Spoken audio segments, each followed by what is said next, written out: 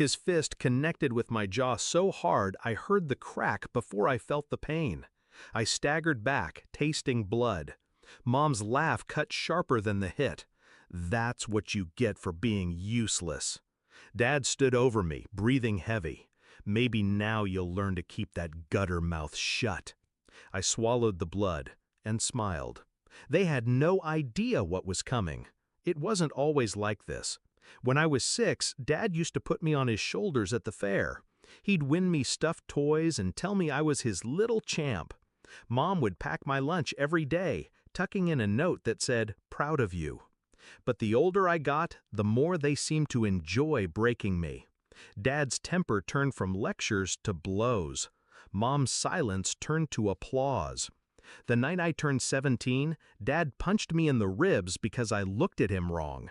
Mom called me dramatic when I couldn't breathe right for a week. The worst part? I still thought maybe one day they'd stop. That illusion ended last winter. I'd gotten a partial scholarship for college, something I worked for years to earn. Dad found the acceptance letter before I could hide it. He ripped it in half. "No kid of mine's wasting time on this crap," he said. Later, I overheard Mom on the phone. "He's not going anywhere. We need him here to work and pay rent." That was the first time I stopped hoping for better. I started planning instead. I kept my head down, stopped talking back. I became exactly what they thought they wanted: quiet, obedient, predictable. It made them careless. When Dad got drunk, he'd leave his wallet on the counter. I memorized his bank account numbers, the passwords he used. Mom used the same login for everything: her email, her social media, even her online gambling accounts. She had no idea I was watching every transaction. My first step wasn't revenge. It was escape.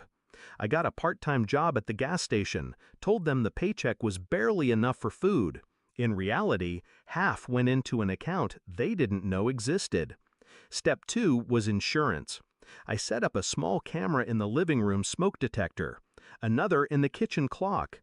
Every slap, every insult, every time Dad called me worthless, every time Mom told me I deserved it, all of it saved to a cloud drive they couldn't touch.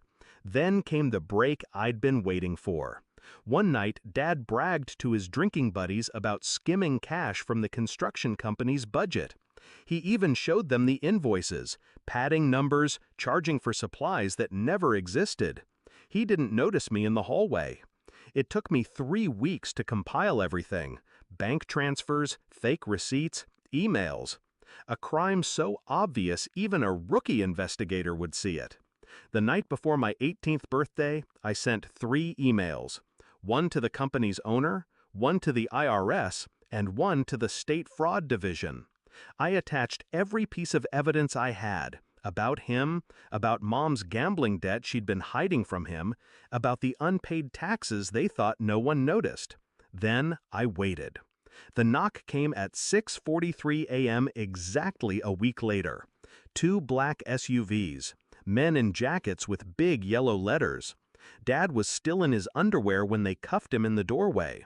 Mom screamed, demanding to know what was happening. "Ma'am, we have a warrant for your arrest as well." Her face froze. "What? No, They listed the charges: tax evasion, fraud, embezzlement, conspiracy. Her knees buckled. I stood in the hallway, hands in my hoodie pocket, watching as they led both of them out. Dad turned to me, fury in his eyes. "You did this." I didn't deny it. I just smiled. "Guess you won't need me to keep my mouth shut anymore."